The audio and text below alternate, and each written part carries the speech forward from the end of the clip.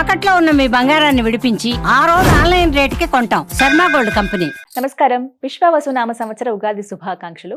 ద్వాదశ రాశుల వారి జాతక ఫలితాలు తెలుసుకుందాం. వివరించేందుకు ప్రస్తుతం మనతో పాటు ఉన్నారు డాక్టర్ ఈడుపుగంటి పద్మజ గారు. వారు జ్యోతిష్య వాస్తు శాస్త్రంలో పట్టభద్రులు. ఇది కూడా తొలి మహిళ అని చెప్పుకోవాలండి. సాధారణంగా పురుషులనే మనం చూస్తూ ఉంటాం. పంచాంగకర్త, అలాగే జ్యోతిష్యంలో పిహెచ్డి చేసి గోల్డ్ మెడల్ సాధించారు ఆవిడ. ఇంకా చెప్పాలంటే యూనివర్సిటీ టాపర్ కూడా. వారు ఎంతో చక్కగా పంచాంగ శ్రవణం వివరిస్తారండి. దాంతో పాటుగా రాసులు వారు ఏ విధంగా పరిహారాల్ని పాటించి వాళ్ళు ఉన్న స్థితి నుంచి ఉన్నత స్థితికి చేరుకోగలరో కూడా చెబుతూ ఉంటారు చిన్న చిన్న మంత్రాల ద్వారా. మరి ఇవాళ కార్యక్రమంలో వారి మాటల్లో విని తెలుసుకుందామా? నమస్కారం అమ్మా. నమస్కారం.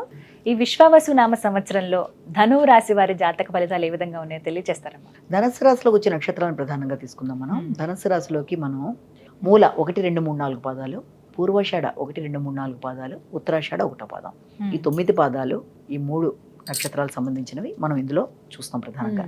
ఈ ధనుసు రాశి వాళ్ళకి ముఖ్యంగా ఈ సంవత్సరం గురుడి ప్రభావం వల్ల సంవత్సరంలో స్టార్టింగ్లో కొంతకాలం వరకు వీళ్ళకి చాలా కృషితో ఆశించిన ఫలితాలు సాధించడానికి చాలా స్ట్రగుల్ అవుతూ వృత్తిలో కానీ బయట కానీ చాలా కష్టపడడం అనేది, కష్టానికి తగినట్టుగా వాళ్ళకి గుర్తింపు గౌరవం కోసం చాలా ఇబ్బంది పడడం అనేది, తర్వాత వృత్తి చేసే ప్రదేశంలో కూడా ఇతరులతో మాటల వల్ల కొంత ఇబ్బందులు లాంటివి ఎదుర్కోవడం, అంటే వీళ్ళకి వాళ్ళకి ఘర్షణాత్మకమైనది.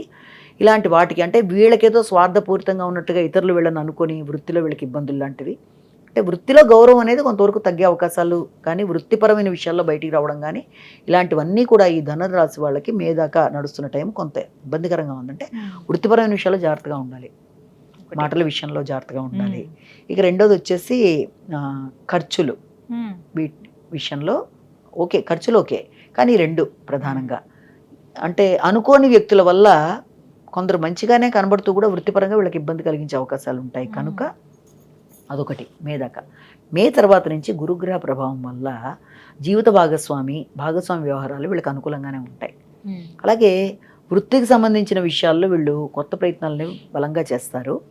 తర్వాత రావాల్సిన లాభాలు కానీ, తర్వాత వ్యక్తిగత విషయంలో కానీ, తర్వాత సహకారం కానీ, ఇవన్నీ సామాన్య ఫలితాలు ఇస్తున్నా ఈ సంవత్సరం నుంచి వీళ్ళకి అర్ధాష్టమ శని అనేది ఒకటి స్టార్ట్ అయింది ప్రధానంగా. ఈ అర్ధాష్టమ శని ప్రభావం వల్ల వీళ్ళకి ఏంటంటే గృహానికి వాహనానికి సంబంధించిన విషయాలు, గృహ వాతావరణంలో ప్రశాంతత కొంతవరకు తక్కువగా ఉండే అవకాశం ఉంది. మొట్టమొదటగా ఆ విషయాల్లో కొంత తగిన జాగ్రత్తలు తీసుకుంటే సరిపోతుంది. కానీ ఎలాగైనా సరే లోన్ పెట్టినా సరే ఒక గృహాన్ని కొనుక్కుందాం, లేకపోతే ఏదైనా విధానంలో ఈ యొక్క లోన్స్ తీర్చేద్దాం, శత్రువుల మీద విజయం సాధించేట్టుగా మనం ప్రయత్నం చేద్దాం, పోటీలో నెగ్గుదాం అనుకునే విషయాలు అవి అనుకూలంగానే ఉన్నాయి. వృత్తికి సంబంధించి కూడా మళ్ళీ కొత్త ప్రయత్నాలు చేస్తే వృత్తిని కూడా సాధిస్తారు. అంటే ఇప్పటిదాకా వృత్తిలో ఇబ్బందులు పడ్డా మొత్తానికి వృత్తికి సంబంధించి కూడా అనుకూలత, అంటే ఏదో రకంగా వృత్తి ఆకస్మికంగా వృత్తిలో ఏదైనా ఇప్పుడు ఇబ్బంది కలిగినా కొత్త వృత్తి అనే దాన్ని కూడా ఏర్పరచుకోగలుగుతారు. ఆ సామర్థ్యం ఉంది, పాజిటివ్గానే ఉంటుంది. కానీ ఒక్క విషయంలో మాత్రం వీళ్ళు ఎక్కడ జాగ్రత్త తీసుకోవాలంటే వ్యక్తిగత ఆరోగ్య విషయంలో మాత్రం ఖచ్చితంగా జాగ్రత్త తీసుకోవాలి. బద్ధకాన్ని అధిగమించాలి, ఆరోగ్యాన్ని జాగ్రత్తగా చూసుకోవాలి, ఇమ్యూనిటీ పవర్ జాగ్రత్తగా చూసుకోవాలి. అంటే మెడిటేషన్, యోగా, ఈ విషయాలు ఖచ్చితంగా, వాకింగ్లు, ఇలాంటివన్నీ కూడా ఖచ్చితంగా వీళ్ళు జాగ్రత్తలు తీసుకోవాలి. ఆరోగ్యంగా ముఖ్యంగా వీళ్ళ దాంట్లో ఆరోగ్యపరమైన శ్రద్ధ, అలాగే మానసిక ప్రశాంతత, ఈ రెండింటినీ వాళ్ళు జాగ్రత్తగా చూసుకుని బయటపడిపోతారు. ఈ రెండింటి విషయంలో జాగ్రత్త చూసుకుంటే ఇంకా వృత్తి ఏదో రకంగా సాధించుకోగలుగుతారు. అంటే కిందటి సంవత్సరం కంటే ఏదో రకమైన వృత్తి అనేది వీళ్ళకి ఏర్పడుతుంది, కొంతవరకు పర్వాలా. ఈ రాహుకేతువుల విషయంలో మాత్రం వీళ్ళకి ప్రధానంగా ఏంటంటే వ్యక్తిగతంగా స్టామినా పెరుగుతుంది, సామర్థ్యం పెరుగుతుంది, నేను ఏదైనా చేయగలననే ఒక నమ్మకం ఏర్పడుతుంది. ఇది కాకపోతే ఇంకోటైనా నేను చేయగలననే శక్తి ఏర్పడుతుంది. మొన్నటిదాకా ఉండే అసంతృప్తి, వాళ్ళ మీద వాళ్ళకి నేను చేయలేననే భావన, ఇలాంటివి ఏం లేకుండా చేస్తాను, వ్యక్తుల సహకారం నాకుంది, ఎందుకు చేయలేను నేను, నా ఫ్రెండ్ ఉన్నాడు వాడిని అడిగితే నాకు చేసి పెడతాడు కదా, వాడిని అడిగి ఏదో రకంగా ఏదో జాబ్లోకి పెడతాను, ఏదో టైం మొత్తానికి అనే ఒక తెగింపు లాంటి సామర్థ్యాలు పెంచుకుంటారు ఖచ్చితంగా. అలా అంటే ఒక విల్ పవర్ అనేది సృష్టించుకోగలుగుతారు.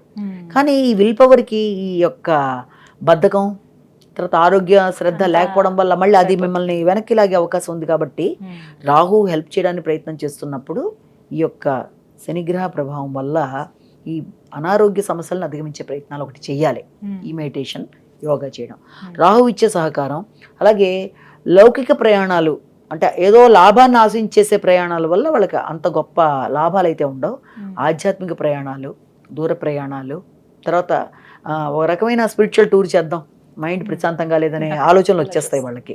వస్తాయి, చేస్తారు కూడా, పర్లేదు. అంటే వాళ్ళిద్దరు వాళ్ళు కాకపోయినా స్నేహితులు రా మనం ఇలా పెడదాం అంటే వెళ్ళి కొంత తెలియకుండానే స్పిరిచువాలిటీ అనేది వాళ్ళకి డెవలప్ అవ్వడం లాంటి దానికి అవకాశం ఉంది. కానీ తండ్రి యొక్క హెల్త్ అనుకోవచ్చు, లేకపోతే హయ్యర్ ఎడ్యుకేషన్ మీద కావచ్చు, కొంత సర్లే తర్వాత చేద్దాంలే అనే భావన లాంటివి, లేకపోతే వదిలేద్దాం, ఇవి వదిలేసి మనం వెనక్కి వెళ్ళిపోదాం, ఇలాంటి వాటిలోంచి బయటికి రావడానికి వాళ్ళు ఒకటి ప్రయత్నం చేయాలి. ముఖ్యంగా ఏంటంటే అర్ధాష్టమ శనికి బుల్లి చేసుకుంటే మేజర్గా సరిపోతుంది. అంటే అర్ధాష్టమ శని సంబంధించి చేసుకునే వాటిల్లో కూడా శనికి సంబంధించిన శ్లోకాలు, తర్వాత హనుమాన్ చాలీసా రెగ్యులర్గా చేసుకోవడం అనేది, తర్వాత దాంతోపాటుగా వెంకటేశ్వర స్వామి దీపారాధనతో పాటుగా ఎవరికన్నా పెద్దవాళ్ళు వృద్ధులు ఉంటారు ఇంట్లో, వాళ్ళకి ఏదైనా ఫలం ఇచ్చి వాళ్ళతో సమయాన్ని స్పెండ్ చేయడం లాంటిది. తర్వాత ఏదైనా ప్రదేశాల్లో పెద్దవాళ్ళు ఎవరైనా ఉంటే వాళ్ళకి ఏదైనా మెడికల్గా ప్రదేశాలు ఏదైనా అవసరమైతే ఖర్చులు పెట్టడానికి సహాయ సహకారాలు చేయగలిగితే వాళ్ళకున్నంతలో మొత్తానికి. ఇప్పుడు దానం అన్న మాటకి ఒక ఎండ్ లేదు. చాలా మంది దానం అనగానే ఏదో పెద్ద నీ మనసుతో నువ్వు అక్కడ ఉండే ఒక గోవుకు ఒక అరటిపండు పెట్టినా అది చాలా మంచి ఫలితాన్ని ఇస్తుంది. చెయ్యాలన్న భావన, దానం అనగానే ఒక 1 కోటి రూపాయలు ఇస్తేనే దానం అని కాదు. నీ స్థాయి నువ్వు చేయగలిగి, నీ దగ్గర లేనప్పుడు దాని దానం అన్నమాట అనే రాదు. అది అంటే లేదా నీకు తగినట్టుగా జపం చేసుకోవడం, ఇలా చేసుకుంటూ వెళ్ళడం బట్టి వీళ్ళకి అనుకూలత ఉంటుంది. కానీ ఏంటంటే కొంత అస్వతంత్ర రాశిలోకి గురుడు ప్రవేశించడం వల్ల అక్కడ ఏంటంటే జీవిత భాగస్వామిని దూరంగా ఉన్న కలుస్తారు, వాళ్ళతో అనుకూలతలు ఏర్పడతాయి. కానీ ఏంటంటే వాళ్ళ యొక్క వ్యక్తిగత అభివృద్ధి విషయంలో మాత్రం అటు ఇటుగా అవ్వడం అనేది ఉన్నా, ఇక్కడ ఈ అర్ధాష్టమ శనిలోనే వృత్తిపరమైన విషయాల్లో మాత్రం ఈ అస్థిరత నుంచి వృత్తికి అవకాశాలు లాంటివి ఏర్పడతాయి.